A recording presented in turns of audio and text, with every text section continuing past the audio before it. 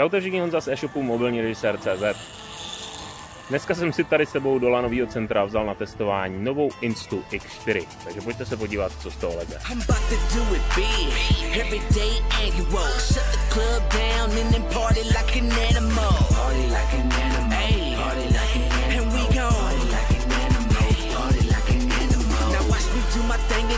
Tyhle kamery umí natočit všechno kolem sebe, takže já si můžu daný moment užít a nekoukat do displeje kamery. A pak si jednoduše v počítači nebo na gauči vyberu, kam má výsledný záběr koukat, jak moc má být přiblížený, jestli má být na výšku nebo na šířku a vyexportuju si výsledné video.